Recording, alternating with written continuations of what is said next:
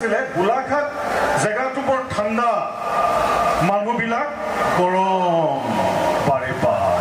মোৰতো বহুত ভয় লাগি গ'ল ইমান গৰম মানুহ থকা গোলাঘাটতে মই আছো এজন ইতিহাসৰ ছাত্ৰ হিচাপে মোৰ অলপ মন গ'ল যে মই অলপ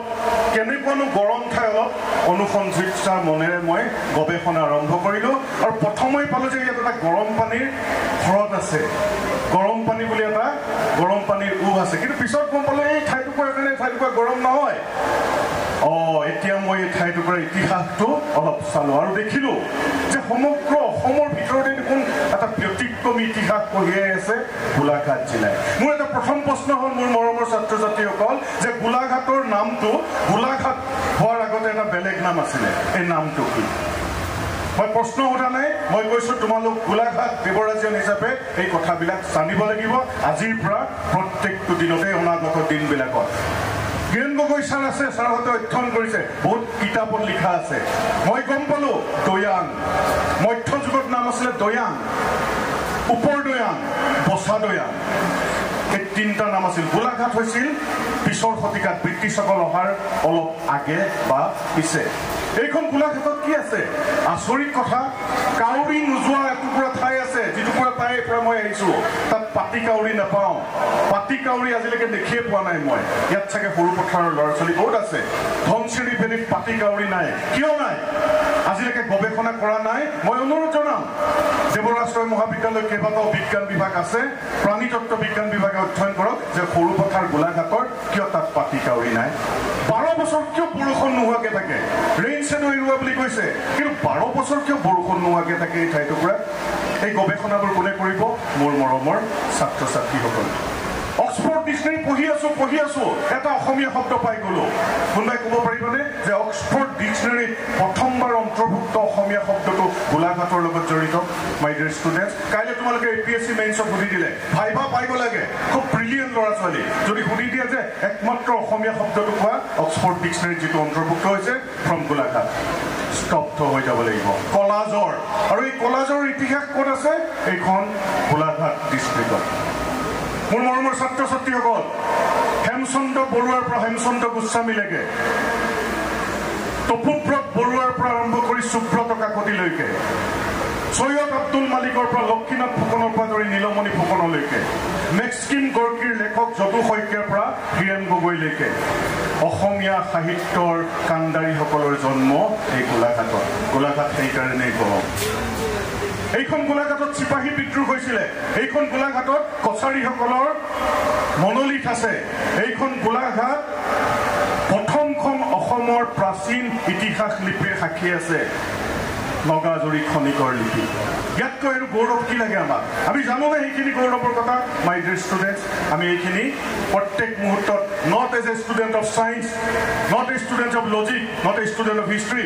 এজন ছাত্ৰ হিচাপে কিন্তু আমি প্ৰত্যেক ক্ষেত্ৰতে এই কথাখিনি জানিব লাগিব আৰু বিশেষকৈ গোলাঘটীয়ান হিচাপে দেৱৰাজিয়ান হিচাপে আমি জানিব লাগিব মনত ৰাখিবা তোমালোক কিন্তু হীৰক জয়ন্তী বৰ্ষত ভৰি দিয়া এখন মহাবিদ্যালয়ৰ গৌৰৱেৰে গৌৰৱান্বিত ছাত্ৰ আৰু তোমালোক এতিয়া বৰ্তমান স্বায়ত্তশাসিত এখন ছাত্ৰ অসমৰ আঙুলি মূৰত লিখিব পৰা 10খন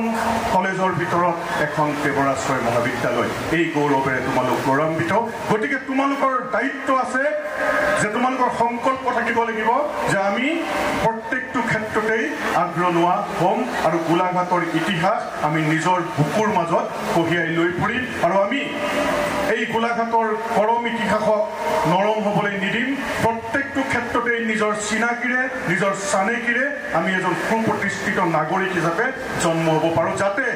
পদ্মেশ্বৰ গগৈ ছাৰৰ নিচিনাকৈ দীনেশ গগৈ ছাৰৰ নিচিনাকৈ মোহিনী শইকীয়া ছাৰৰ নিচিনাকৈ ভৱিষ্যত প্ৰজন্মই তোমালোকৰ পৰা গৱেষণামূলক সাংঘাতিক ধৰণৰ কিবা কিছুমান পায়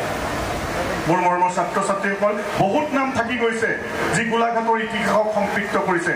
শ্ৰদ্ধাৰ হীৰেণ গগৈ ছাৰে পৰৱৰ্তী সময়ত সেই কথাখিনি ক'ব মই তোমালোকক এতিয়া বেলেগ এটা কথা লৈ যাওঁ এটা ডাঙৰ সন্ধিক্ষণত আছে মই চাই আছো বহি থকাৰ পৰা আমি 3টা জেনেৰেশ্যনক ৰিপ্ৰেজেণ্ট কৰি আছো আজিৰ এই মিটিংখনত 3টা নহয় 4টা 1980ৰ পৰা 1994লৈ জন্ম হোৱা মানুহখিনি এটা নতুন জেনেৰেশ্যন মিলেনিয়াৰ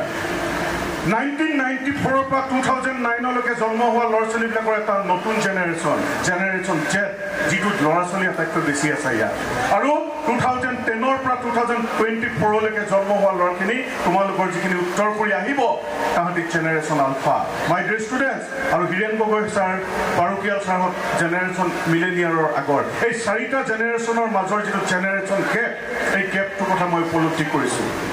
আপডেট হ'ব লাগিব আমি নিজকে মই এটা উদাহৰণ দিওঁ তোমালোকক আমি যেতিয়া সৰু আছিলোঁ এনেকুৱা ফ্ৰেচাৰ ছ'চিয়েল আমাক মাতে আমি উন্মাদ হৈ থাকোঁ ফ্ৰেচাৰ ছ'চিয়েলত একপি ফটো তুলিব লাগিব আৰু সেই সময়ত ফটো আছিলে আমাৰ কেডিলা কোম্পানীৰ এটা ৰীল কিনিব লাগিব আৰু খাতিৰ কৰি থাকিব লাগিব আমাৰ বেটছৰ আটাইতকৈ ধনী ল'ৰাটো যে মোক একপি ফটো মাৰি দিবি ল'ৰা বা ছোৱালী হয় আৰু আজিকালি তোমালোকৰ হাতে হাতে ইমানেই ফোন হাজাৰ লাখ লাখ ফটো কমি ফুৰিব ভাইৰেল হৈ যাব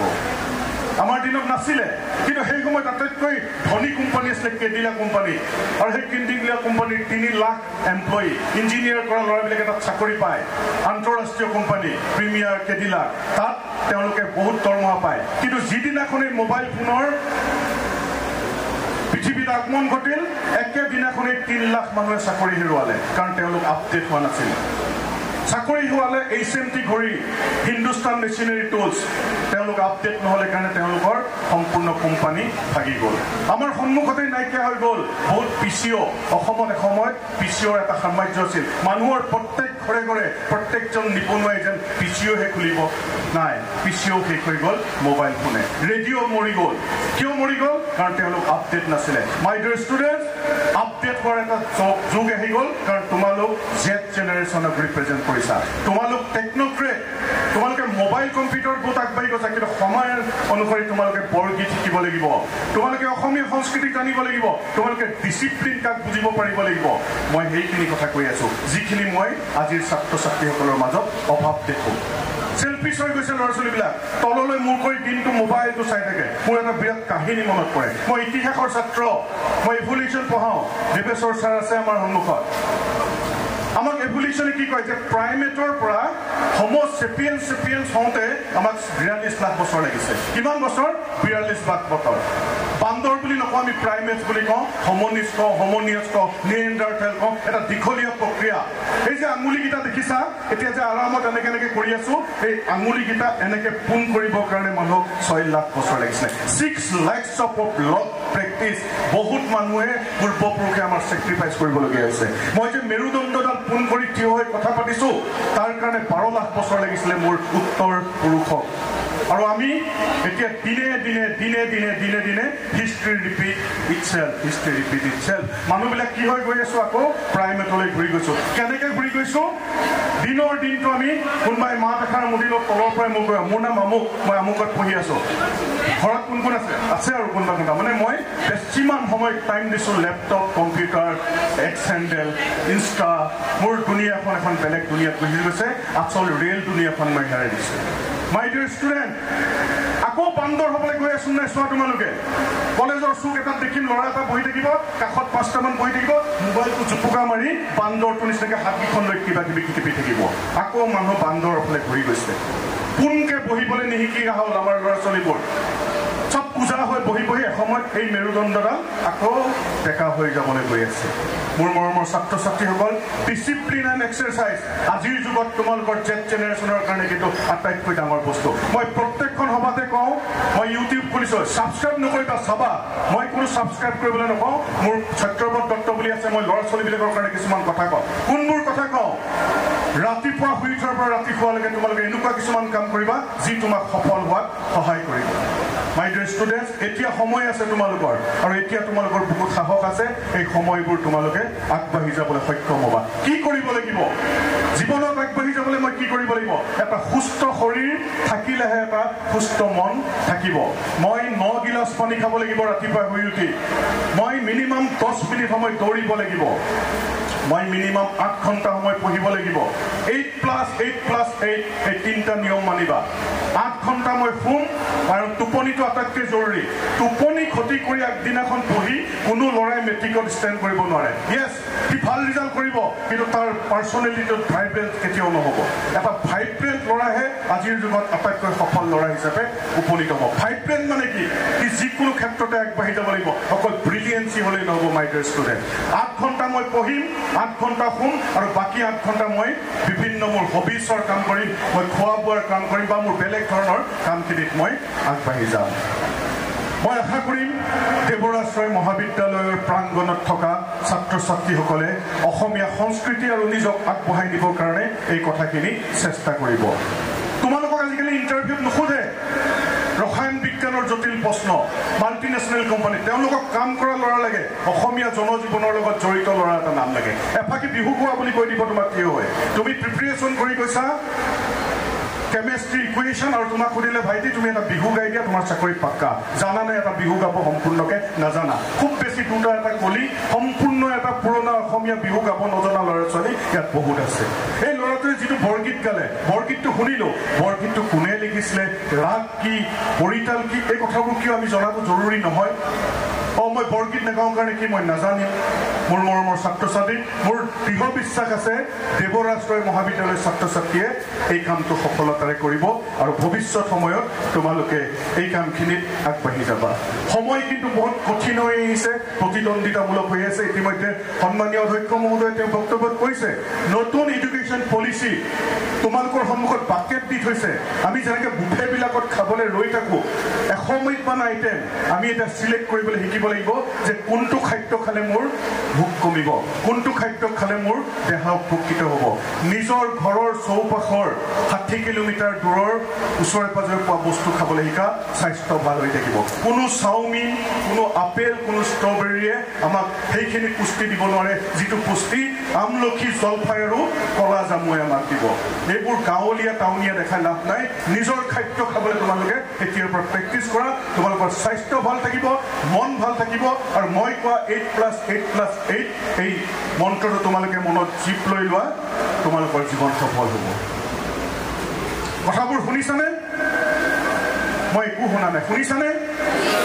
মই এতিয়াও একো শুনা নাই, শুনিছানে? মই আশা কৰিম তোমালোকে এই যিটো সুৰত কথা ক'লা তেনেকৈ কথাখিনি কঢ়িয়াই লৈ যাবা। মই পলম নকৰোঁ, হীৰেণ গগৈ ছাৰৰ কথা শুনিবলৈ মই ব্যগ্ৰ হৈ আছো আৰু আজি আমন্ত্ৰিত অন্য এগৰাকী তুমনি কলিতাৰ বক্তব্য শুনিবলৈ মই উৎক্ষিপ্ত হৈ আছো। মই খালি এটা কথাই তোমালোকৰ পৰা বিচাৰিম যে আজিৰ সভাখনত হৈ যোৱা কথাকেইটাই যাতে কিঞ্চিত হ'লেও তোমালোকক সহায় কৰে আৰু দেৱৰাশ্ৰয় মহাবিদ্যালয়ৰ এই ইতিহাসত তোমালোকৰ নামবোৰ স্বাক্ষৰিত হৈ থাকে। ধন্যবাদ। জয় অসম।